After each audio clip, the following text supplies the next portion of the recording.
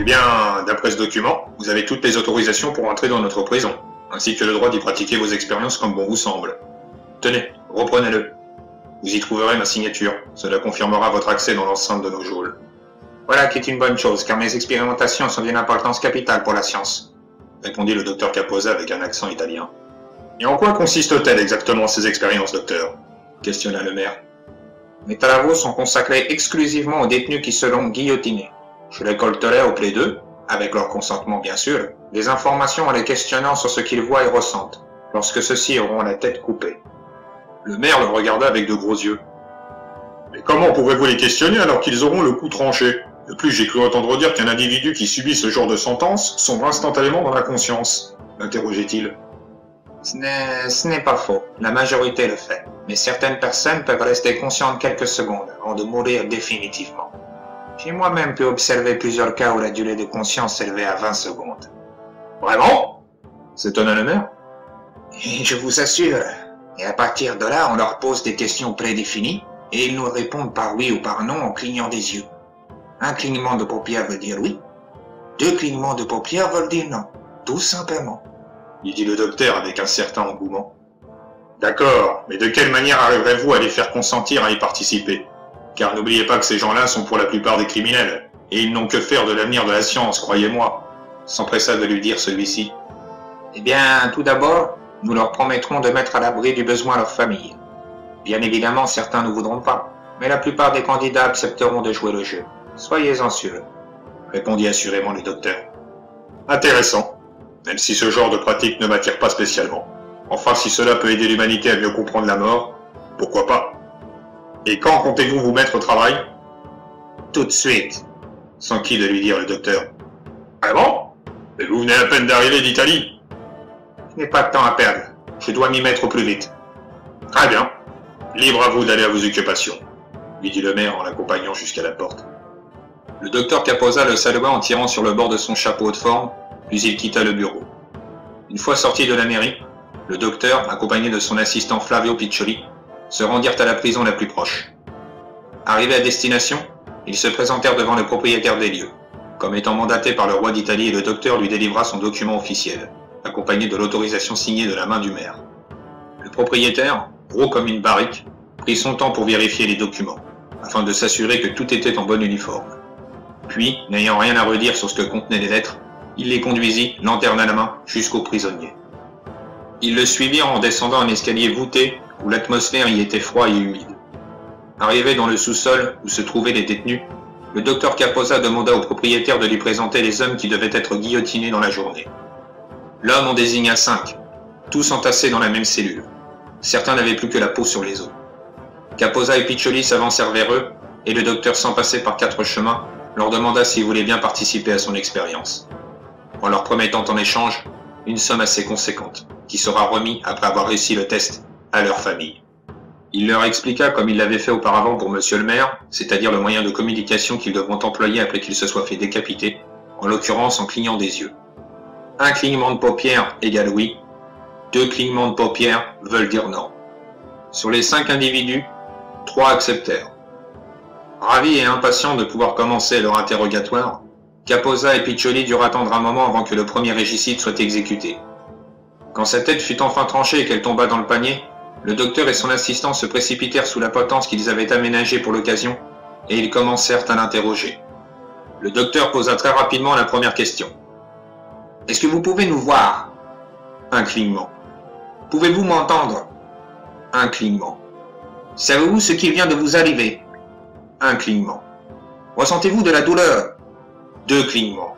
« Pouvez-vous voir de la lumière ?» 2 clignements. « Y a-t-il d'autres personnes à part nous ?» 2 clignements. « Avez-vous peur ?» Les paupières s'immobilisèrent. « Avez-vous peur ?» répéta le docteur. Mais les yeux du condamné se révulsèrent et toute expression de vie s'en échappa.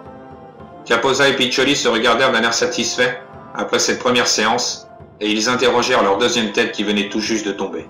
« Est-ce que vous pouvez nous voir ?» Un clignement. « Est-ce que vous pouvez m'entendre ?» Un clignement. « Savez-vous ce qui vient de vous arriver ?» Un clignement. « Ressentez-vous de la douleur ?» 2 clignements. « Pouvez-vous voir de la lumière ?» 2 clignements. « Y a-t-il d'autres personnes à part nous ?» Un clignement. Le docteur et son assistant furent surpris de la réponse, car la tête précédente avait affirmé que non. Voyez-vous d'autres personnes à part nous? Répéta Kaposa.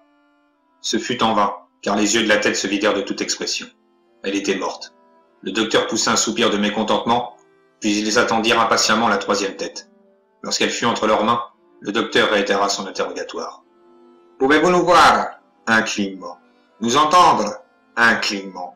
Est-ce que vous savez ce qui vient de vous arriver? Un clignement. Avez-vous marre? 2 clignements. Voyez-vous de la lumière? 2 clignements. Est-ce que vous pouvez voir d'autres gens pour moi et mon assistant? Un clignement. Le docteur passa la question à savoir si le régicide avait peur, et il redemanda le plus clairement possible à la tête si elle pouvait voir d'autres personnes à part eux. Celle-ci répondit comme elle l'avait fait pour la première fois, par l'affirmatif. Puis ses paupières se refermèrent à jamais. Les deux hommes se regardèrent intrigués, et Flavio demanda au docteur ce qu'il en pensait. « Quelles sont vos premières impressions, docteur ?» Eh bien, c'est étrange. La première tête a répondu exactement comme les deux dernières que nous avons interrogées.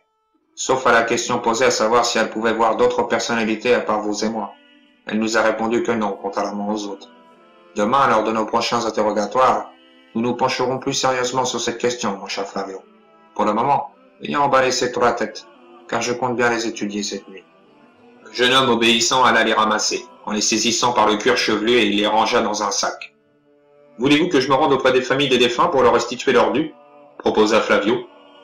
Le docteur lui jeta un regard furieux, et à cela il répondit avec un zeste d'arrogance. « Elles peuvent bien attendre. Nous les paierons en temps voulu, c'est-à-dire quand nous aurons fini complètement notre travail. Pour l'instant, nous devons nous consacrer à 100% sur ce projet. Demain nous réserve une grosse journée. Allez donc vous reposer à l'auberge. » lui conseilla le docteur en posant une main compatissante sur son épaule. « Et vous, qu'allez-vous faire ?»« Je vais travailler encore un peu. J'aurai tout le temps de dormir quand je serai de retour en Italie. Rejoignez-moi donc demain matin ici même. » Le jeune homme acquiesça, laissant le docteur à ses occupations. Cette nuit-là, Kaposa avait veillé jusqu'à tard dans la nuit, disséquant, analysant, une par une les têtes récupérées de la journée, cherchant désespérément à l'intérieur quelque chose d'encore inconnu pour la science. Le lendemain à l'aube, lorsque le soleil délivra ses premiers rayons lumineux, les deux hommes répétèrent leur interrogatoire morbide. Le docteur avait légèrement modifié ses questions. Elles étaient portées cette fois sur les présences ressenties par les condamnés, ce qui les avait tant interpellés la veille. Kaposa changea aussi l'endroit où devaient se dérouler les séances. Pour plus de confort et de tranquillité, Flavio, son assistant, devait dorénavant se hâter pour récupérer les têtes fraîchement coupées dans le panier, placées judicieusement en dessous de la guillotine, puis se rendre au plus vite dans une pièce isolée, située juste à côté de la potence. Le docteur avait calculé la manœuvre sur 4 secondes, avant qu'il puisse poser la première question au guillotiné. C'est pourquoi il n'avait le temps que d'en poser 2, parfois 3, au-delà elle s'éteignait. En fin de matinée, alors qu'ils avaient interviewé 9 têtes sans relâcher la pression, en occultant une 10e car Flavio, dans sa précipitation, la fit tomber sur le sol de l'échafaud. Celle-ci avait roulé sur le plancher de bois, avant de se stopper symboliquement au pied d'un de ses bourreaux. L'assistant s'empressa de la récupérer, et réussit tant bien que mal à l'emmener dans la pièce de fortune. Mais ce fut trop tard. La tête s'était éteinte. Ses yeux étaient clos. Kaposa soupira en regardant son assistant, puis après l'avoir sermonné sur le fait qu'il venait d'en gâcher une, ils s'accordèrent une pause bien méritée. Nous avançons laborieusement, mais nous avançons, même si des points d'interrogation viennent s'ajouter au fur et à mesure des interviews, s'exprimait Kaposa en caressant sa fine moustache sculptée au ciseau. Vous voulez parler sans doute des derniers individus qui ont répondu différemment des premiers? Je veux dire lorsque vous leur avez demandé si les personnes présentes autour de nous étaient moins d'une dizaine. Les 6 premières têtes ont dit que oui, alors que les 3 dernières ont affirmé qu'elles étaient plus de 10. Interrogeait Piccioli. C'est exact. Après que nous ayons eu la confirmation que tous les candidats apercevaient bien des êtres invisibles, j'ai centré mon attention sur leur nombre. Et j'avoue que les 3 dernières réponses ne coordonnent pas du tout avec les 6 précédentes, s'enticha-t-il de lui répondre. Peut-être que le nombre d'entités diffère selon les individus. Ce pourrait bien que ces êtres soient leurs ancêtres et qu'ils les accompagnent afin de les guider vers le paradis. Ou en enfer, ajouta le docteur, l'air songeur. De toute manière, nous aurons tout le temps cet après-midi d'éclaircir ce mystère.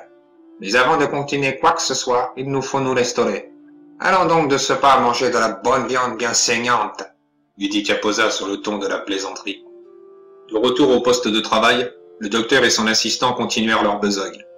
Les premières réponses données par les intéressés étaient toutes identiques. Plus de 10 personnes inconnues se trouvaient parmi eux, et elles étaient toutes humaines. Jusqu'à ce que vienne l'interrogatoire de la 3e tête de l'après-midi.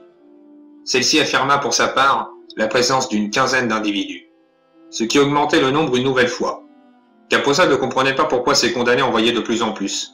Alors, sans relâche jusqu'à la nuit tombée, ils poursuivirent leur mission pour résoudre cette énigme. Il aura fallu attendre la 8e tête de l'après-midi, lorsque le docteur posa la question, à savoir s'il y avait une vingtaine d'entités autour d'elle, et celle-ci vint confirmer ses pensées.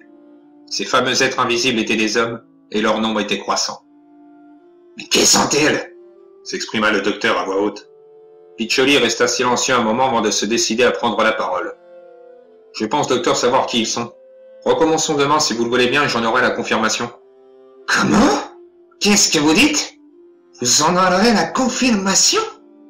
répéta Capozza à l'air outragé. Oui, c'est ce que j'ai dit, répondit celui-ci sur la défensive. Qui vous a dit de prendre des initiatives? Ici, c'est moi le chef, vous entendez? Et ce n'est pas vous, simple valet de chambre, qui allez me dire ce qu'il faut faire, surtout quand il est question de science. Je suis Monsieur Filippo Capozza, grand scientifique renommé d'Italie. Dois-je vous le rappeler? Enfin, docteur, je ne voulais pas vous manquer de respect. Ah non? Et comment expliquez-vous ce genre d'attitude? Vous voulez prendre ma place maintenant? Bien sûr que non, docteur, dit-il déconcerté. Vous n'êtes que mon assistant, Piccioli. Et je me passerai à l'avenir de vos commentaires ainsi que de vos réflexions puériles sur mon travail, est-ce bien clair? Cria le docteur qui se voyait piqué dans son orgueil. Docteur Capozza, écoutez-moi, supplia le jeune homme. Nous courons un réel danger. Je crois que les condamnés que nous avons interrogés depuis notre arrivée dans ce pays sont tout simplement ces personnes invisibles. Et je pense que seuls les guillotinés peuvent les voir. Qu'est-ce que vous racontez? Et qu'attendraient-ils? Lui demanda le docteur légèrement intéressé. Je pense qu'ils attendent que vous rémunérez leur famille. C'est pour cela que lorsque nous avons fini d'interroger un prisonnier, celui-ci attend avec les précédents que vous vous daigniez de payer leurs proches. Voilà pourquoi leur nombre s'accentue. Plus nous en interviewons, et plus ils sont nombreux. Après cette annonce, le docteur explosa de rire. Pauvre fou! Comment pouvez-vous croire de telles inepties? Votre imagination vous joue des tours, mon ami. Vous avez besoin de sommeil, voilà tout. Demain, vous verrez, nous mettrons de la lumière sur ce mystère, conclut-il. Piccioli, s'apercevant que son interlocuteur ne l'écouterait pas, malgré qu'il soit certain de raisonner comme lui, capitula et demanda au docteur s'il désirait emporter les têtes de la journée avec lui pour les autopsier. Mais le docteur refusa, lui confiant qu'il avait assez travaillé pour aujourd'hui. Puis de là, ils rentrèrent à l'auberge où ils séjournaient. La nuit venue, pendant que Flavio, son assistant, dormait profondément, Capozza sortit dans la ville, dépenser l'argent qu'il devait normalement remettre aux familles. Ce soir-là, il fit la fête sans compter, jusqu'aux premières lueurs du matin, aussi bien dans les filles de joie que dans des parties de cartes. Et c'est ivre-mort qu'il était rentré se coucher. À son réveil, le crâne encore embrumé par les vapeurs d'alcool de la veille, le docteur accompagné de son assistant recommencèrent leurs interviews. « Est-ce que vous pouvez nous apercevoir ?» Un clignement. « Est-ce que d'autres personnes sont présentes ?» Un clignement. « Vous attendent-ils ?» 2 clignements. « Est-ce moi qui les attende ?» Un clignement. Après cette révélation, le docteur fou de rage se saisit de la tête du panier et la fit rebondir violemment contre un mur de pierre. Flavio, qui se trouvait dans sa trajectoire, dut se baisser furtivement pour ne pas la recevoir en pleine poire. Choqué par ce geste irrespectueux, Piccioli lui demanda s'il n'était pas devenu fou et il lui ordonna presque de bien vouloir se reprendre. Complètement hors de lui, Capozza courut chercher le responsable de la prison pour que celui-ci lui envoie d'autres condamnés. Mais l'homme lui apprit à son grand étonnement qu'il n'y en avait plus pour aujourd'hui. Il ne restait plus que des prisonniers non condamnables à la potence. Le docteur prit cette nouvelle comme un véritable affront, et il ordonna au propriétaire de le conduire auprès d'eux. L'homme, qui était affalé sur une chaise, bouteille à la main, le regarda d'un air bovin. Puis, voyant l'entêtement de son interlocuteur, il se leva pour l'accompagner. Lorsqu'ils furent descendus au sous-sol, Capozza s'approcha d'une cellule où se trouvait un adolescent aux allures juvéniles. Celui-ci était avachi sur une couche de paille. Il pria le jeune homme de se lever, en lui demandant de bien vouloir lui présenter l'objet de son délit. « Je suis ici pour vol, monsieur, » répondit le garçon avec aplomb. « Et qu'as-tu donc dérobé ?»« Un drap, monsieur, sur un étendoir. C'était la nuit et j'avais froid, alors je me suis senti le droit de l'emprunter. »« Où sont tes parents ?»« Ils sont à la ferme, mais ils ne veulent plus entendre parler de moi, parce que je leur cause trop de problèmes. C'est pourquoi je me suis enfui de chez eux à moitié dénudé et sans un sou. Vous savez, même si parfois je leur cause du tort, je les aime et je ferai tout pour les rendre heureux. » S'enquit de lui dire le jeune prisonnier. Vraiment ?» lui dit le docteur en esquissant un sourire en coin. « Est-ce que tu serais prêt à mourir pour eux, mon garçon ?» continuait-il de les questionner alors que Flavio venait de les rejoindre. Oui, monsieur, je le suis. Bégaya celui-ci. Le Le docteur prit un moment pour réfléchir, puis il proposa au garçon de participer à son expérience en lui promettant de payer ses parents grassement. Mais le propriétaire qui était à côté dut intervenir. Dieu, et pas le droit de vie ou de mort sur ces personnes. Tous ces détenus sont sous mon autorité. Vous allez donc devoir attendre demain. D'autres condamnés à la guillotine viendront et vous pourrez à ce moment-là leur proposer vos saloperies. Pour ce qui est de ce jeune puceau, il ne sait même pas ce qu'il dit, et il est loin de mesurer les conséquences de ses paroles, lui dit le propriétaire. Très bien, je vois que vous êtes quelqu'un d'honnête, mais peut-être accepterez-vous ceci. Capoza lui jeta de sous sa blouse une bourse pleine de pièces entre les mains. L'homme fronça les sourcils et s'empressa de déballer son contenu. À la vue du butin, son visage s'illumina, laissant apparaître un large sourire doté de 2 rangées de dents jaunes caramélisées. « Oh, mais pour ce prix-là, je vous en laisse plus, mon ami !» lui dit le propriétaire qui avait soudainement perdu son esprit moral. Le docteur acquiesça et tira sur le bord de son chapeau en guise de remerciement. « Tenez, que diriez-vous de cette catin, docteur? Elle est ici pour adultère. » lui dit-il en désignant une jeune femme qui sanglotait dans le coin d'une geôle. Intéressé par cette marchandise, le docteur s'avança devant la cellule de la détenue et il tenta de lui parler. Au premier abord, celle-ci fut réticente à son approche. Mais effrayée par les conditions de sa détention, elle finit par se confier. Au fur et à mesure de la conversation, il comprit que celle-ci était psychologiquement très fragile et s'en voulait énormément d'avoir trompé son mari. Et il en était persuadé, cette femme serait prête à donner sa vie pour se racheter. Alors, profitant de cette faille, de cette faiblesse, il lui suggéra sans perdre un instant le même marché qu'il avait conclu avec le jeune garçon. Contre toute attente, elle accepta son offre. « Désirez-vous que je fasse appel à un bourreau privé, docteur? Tous les autres sont enclenchés pour la journée, » proposa le geôlier. « Ce ne sera pas nécessaire. J'accomplirai cette tâche moi-même, avec mon assistant ici présent. » Capoza jeta en même temps un œil sur Piccioli. « Vous vous trompez, docteur. Vous allez devoir continuer seul vos investigations, car je vous laisse à votre folie. Vous avez pour ma part dépassé les limites. Vous êtes en train de passer du statut de scientifique à celui d'un assassin, » lui dit Flavio, bien décidé à l'abandonner avec ses travaux. S'attendant pas à une telle réaction, Capoza se crispa et lui lança un regard brûlant. « Si vous reculez maintenant, Piccioli, je vous ferai juger et vous y laisserez votre tête. Je vous le promets, » le menaçait-il. « Je préfère de loin perdre ma tête, plutôt que le salut de mon âme, » ajouta l'assistant en quittant les lieux. Alors que Flavio s'était retiré depuis déjà un moment, le docteur continuait de vociférer des torrents d'insultes à son encontre. Puis, fatigué d'avoir donné trop d'attention à cet aparté, il se tourna vers ses 2 cobayes. Il ordonna au geôlier d'ouvrir leur cage et il agrippa directement le jeune garçon par le col de son chandail. De là, il le tira sans ménagement jusque sur l'échafaud.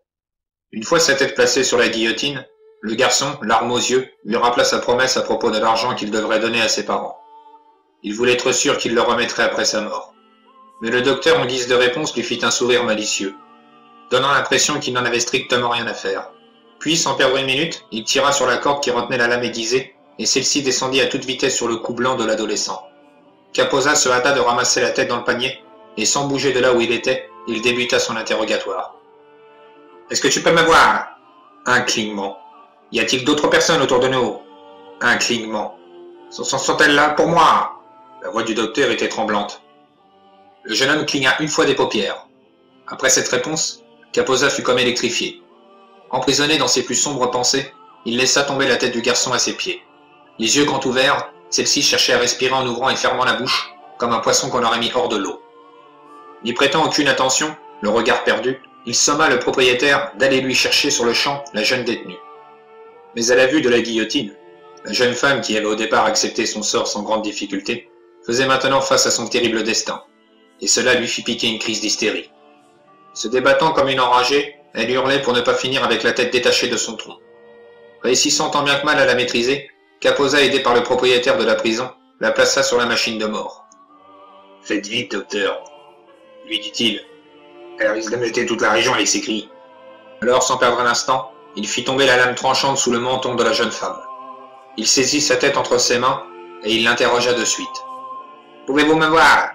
La tête battait des paupières frénétiquement, comme si elle convulsionnait. « Pouvez-vous me voir ?» répéta-t-il en criant, mais elle n'avait qu'un seul œil d'ouvert et celui-ci tournait dans tous les sens. Il la secoua telle une boîte qui contiendrait dans son intérieur quelque chose et ne trouvant pas pourquoi celle-ci ne répondait pas à ses attentes, il se mit à lui cracher dessus. Puis, sous l'emprise de la colère, en l'insultant de sale traînée, il lui flanqua un énorme coup de pied, l'envoyant valser sur plusieurs mètres. Le tir avait été semblable à un tir de canon. La tête avait quant à elle terminé sa course dans une flaque de boue. Après ce geste horrible, le propriétaire des lieux l'avait regardé avec de grands yeux écarquillés, tellement la scène fut insolite. Capoza reprit ses esprits et il contempla un instant les corps de ces deux innocents décapités devant lui, l'un sur la potence, l'autre sur le plancher de l'échafaud. Une rivière de sang dégoulinait de leurs coups sectionnés. De là, il put entendre dans son inconscient les mots suivants. « Nous t'attendons ». Cette phrase le terrifia, et ce fut le propriétaire qui le sortit de cette torpeur. « Hé, il va falloir nettoyer tout ça !» s'enquit de lui dire celui-ci. Sans même daigner lui répondre, le docteur prit la poudre d'escampette en laissant derrière lui les aboiements du propriétaire. Il se dirigeait à présent à grands pas vers l'auberge où il était logé, afin de rassembler au plus vite tous ses effets personnels. La théorie de son ex-assistant, Flavio Piccioli, s'avérait être vraie, et il venait d'en prendre réellement conscience. Les guillotinés l'attendent bel et bien derrière le rideau. Il fallait donc qu'il s'en retourne au plus vite dans son pays, s'il ne voulait pas se retrouver en danger, enfin c'est ce qu'il crut. Sur son chemin, il croisa un groupe de badauds aux allures hostiles, composé d'hommes et de femmes. Ces gens, il le comprit de suite, étaient des proches d'un des détenus qu'il avait interrogé. Ceux-là aussi le reconnurent immédiatement, grâce au descriptif qu'on leur avait fourni sur sa personne. De là, ils l'encerclèrent afin d'en découdre avec lui, et ils commencèrent à lui réclamer leur dû. Réussissant tant bien que mal à se dégager de leur étreinte, il prit ses jambes à son cou, pour finalement les semer derrière lui, en n'oubliant pas de leur jurer qu'il les ferait tous tuer. Arrivé à l'auberge, il monta directement dans la chambre de Piccioli. L'assistant était déjà parti. Seule une lettre posée sur la table de chevet attira son attention. À l'intérieur, il y trouva un mot de son assistant. « Payez les familles au plus vite, ou vous êtes morts. »« Qu'ils aillent au diable !» pensa-t-il. Puis, sous un élan de nervosité, il froissa le morceau de papier et le jeta à travers la pièce. D'un pas décidé, il quitta la chambre et rejoignit la sienne avec l'intention d'y récupérer ses affaires, pour ensuite filer le plus discrètement possible de cet endroit. Mais alors qu'il s'apprêtait à sortir avec son sac, la porte en bois de sa chambre s'ouvrit avec fracas. Deux gardes, suivis d'un chef, lui ordonnèrent de ne pas bouger et se mirent à l'empoigner fermement. « Monsieur Filippo Capoza, vous êtes en état d'arrestation, pour corruption, abus de confiance et homicide !»